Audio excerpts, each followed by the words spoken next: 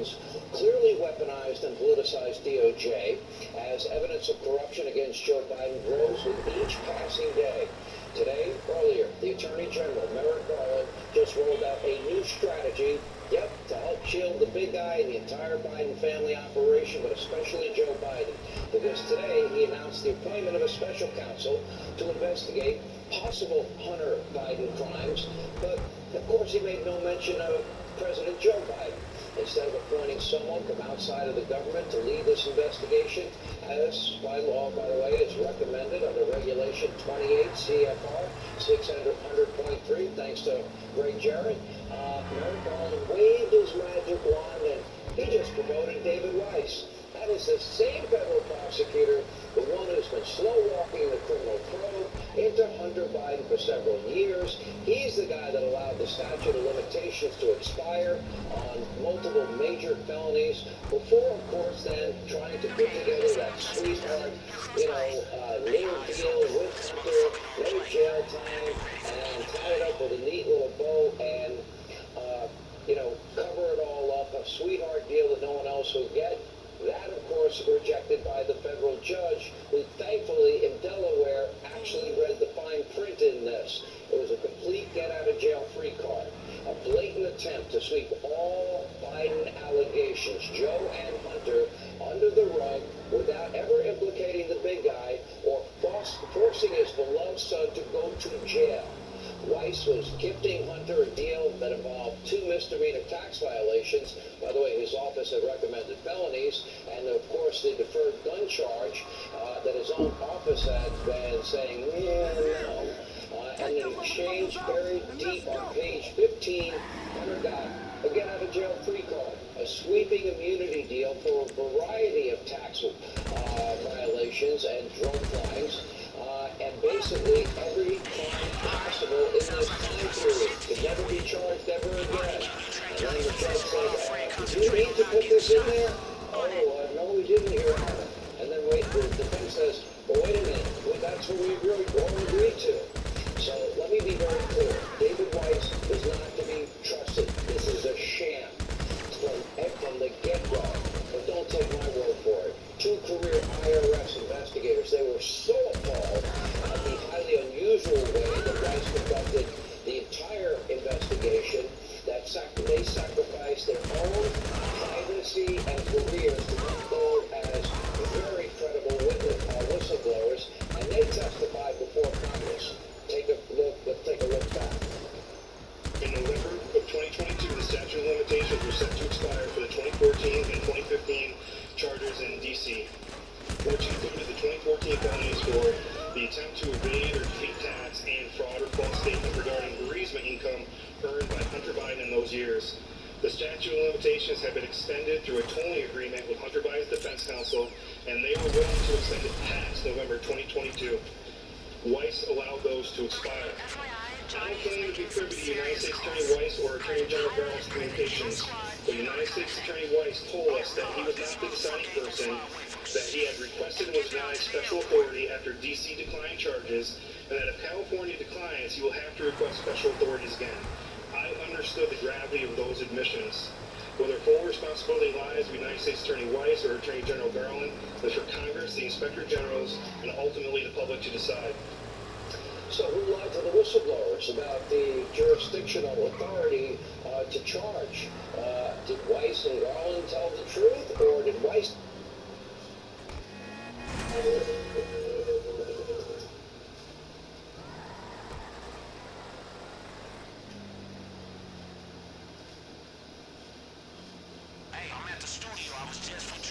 tell the truth to the IRS whistleblowers, because he was telling 2 different stories. And why did the IRS whistleblowers claim both of them lied, according to what Weiss specifically told them? And why did Weiss let the statute of limitations run out on many of the more serious felony charges on Hunter? Why was Hunter not interrogated? Why was the Biden family also tipped off before a search that was scheduled to take place? Why did Weiss take 5 years to do practically nothing before getting embarrassed in that Delaware courtroom with his slap-on-the-wrist sweetheart deal that would have prevented any and all accountability on all of these these issues as it relates to Hunter, and that would have flowed over to Joe as well. The House Oversight Committee, they knew, was discovering massive amounts of money and shell corporations, and the number of members of the Biden family being paid tens and tens of millions of dollars funneled into these shell corporation accounts. Comer's committee says there is evidence that 9 Biden family members, including grandchildren, received these funds. I'd like to know, what did the grandchildren do for China, Russia, Ukraine, Kazakhstan, Romania? What did Hunter do for these countries to earn all of that money? And after all of this, why would Merrick Garland appoint Weiss as a special prosecutor? Why? Because the fix was it. This is what we have been telling you for a long time. This is what a politicized and a weaponized Department of Justice looks like. With Hunter's plea deal dead in the water, Garland and Weiss, well, they would now be able to use this new special counsel investigation. That will buy them time. That will stall any future Hunter trial. They'll attempt, let's see if it works, they will attempt to block all and any congressional inquiries and let even more statute of limitations run out. But remember, they're not protecting Hunter, who, remember, was an admitted crack addict at the time while all these deals with tens of millions of dollars were happening. This is the Joe Biden Protection Program. Let me be clear on this. Merrick Garland didn't bring that up today, but he should have. This is now not about Hunter. This is about the President of the United States, who is now running for re-election, and whose DOJ is going after Donald Trump with a vengeance. It's not a prosecution anymore. It has now crossed the line into never-ending persecution. And by the way, they want to cross the finish line in 2024 and not have this issue come up until then. And I'm sure that Merrick Garland is pretty confident that Mr. Weiss will be able to accomplish that. And the allegations, though, are a real problem. Real allegations about bribery, real allegations about money laundering in the form of these bank accounts for shell corporations.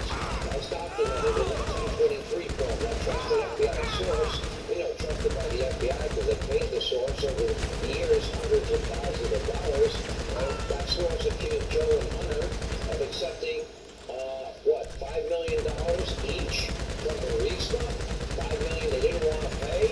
The reason they paid was for protection filtered through these many shell corporations that the head of Burisma telling the FBI informant it would take over a decade to find out how they actually paid the money and unravel all that.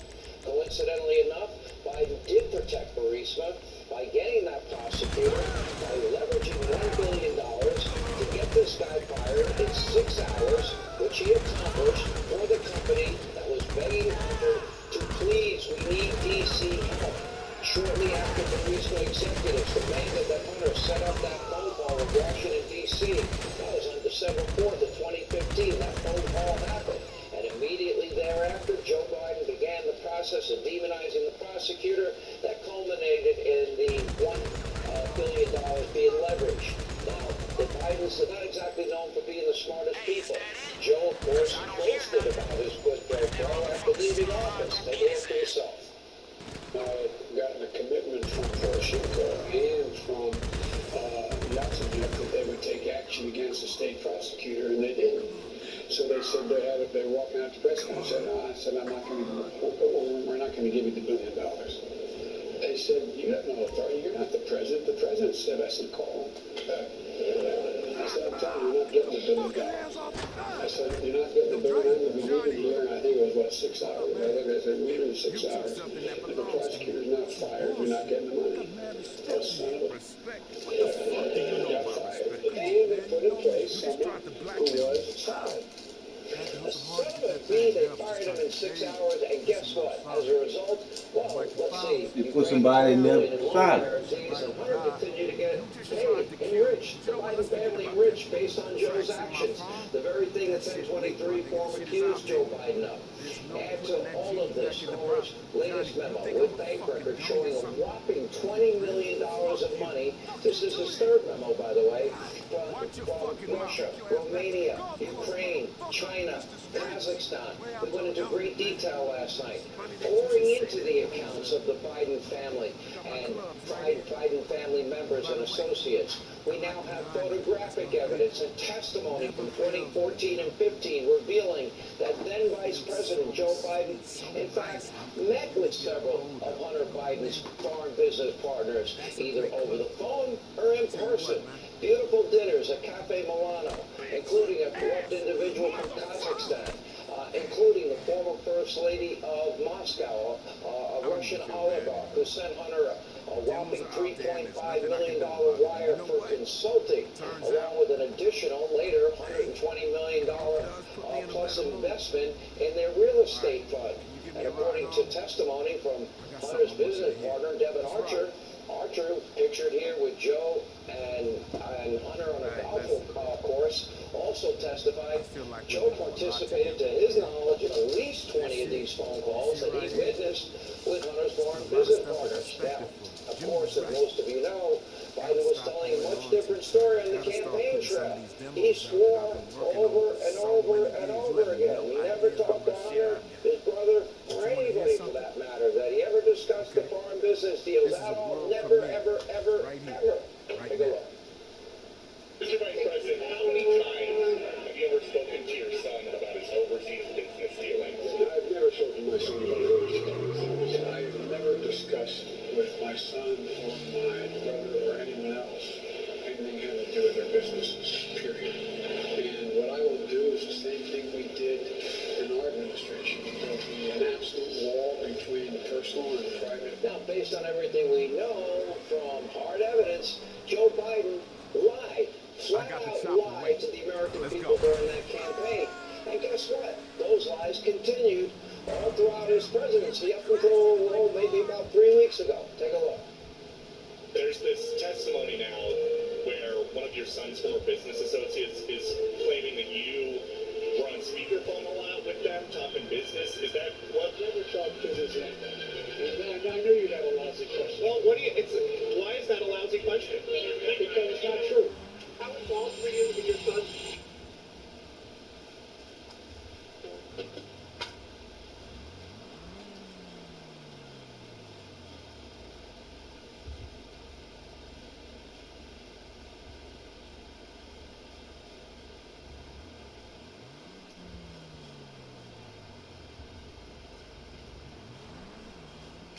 Chinese shakedown text message. Were you sitting there?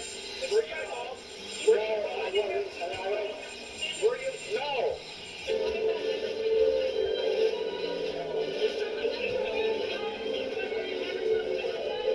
The only thing they can do is make up things about my family. He's not going to go very far. Keep in mind, according to the Foreign Corrupt Practices Act, quote, payments or gifts to third parties, such as officials, family members, as an indirect way of corruptly influencing a foreign official, that would be illegal. Joe Biden doesn't have to be caught on tape pocketing a big wad of cash. He can still be guilty of corruption if his family members were taking that money. Because any type of senator, they ain't supposed to have no assets after leaving the motherfucking office. These motherfuckers leaving the office having millions and millions of dollars. Man, it's bullshit. And let's not overcomplicate the Biden business model at all. Not hard to understand, or as now some are calling it, the Biden brand. Devin Archer told us that. Joe Biden and his powerful role in our federal government is the brand. It was not Hunter the brand, it was Joe the brand. Again, they definitely weren't paying for Hunter. Even Hunter himself admitted all of this during an interview with GMA. He had no experience in energy, and he's doing energy deals in Ukraine and China.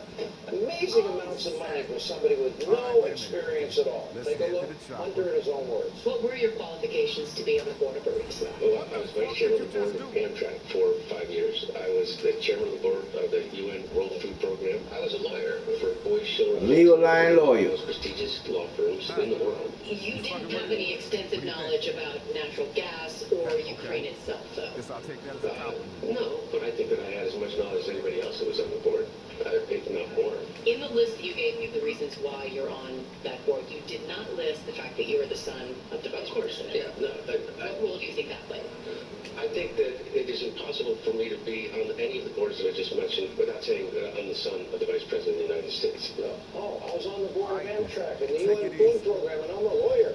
Any experience in oil, energy, gas, or Ukraine, or China? No, none at all. Why do you think they paid you? I don't know. Maybe because of your father, the vice president? Probably. Wow. Deal with reaction. He blew this open himself, single-handedly, in 2018, Secret Empire author, and he's also with the Government Accountability Institute, Peter Schweitzer. Is there anything that I have laid out here that is wrong? And I want you to also maybe fill in gaps, because nobody knows this issue better than you, Peter Schweitzer. No, I think you captured it very well, Sean. I mean, look, really from the beginning, Joe Biden is the center of all of this. Think when Hunter starts this business, Rosemont Seneca, that does the deals in China, that gets him hooked up in Ukraine. He starts it in 2009, just months after his father becomes vice president of the United States.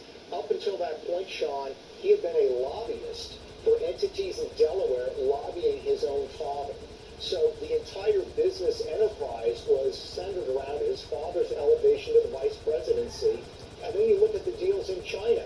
Those deals get secured days after he shows up in China. Where? On Air Force Two with his father. So you cannot separate the Biden businesses from Joe Biden's political position and power. And the notion that he just shows up and shakes hands and that just leaves these foreign nationals to throw money at Hunter is laughable.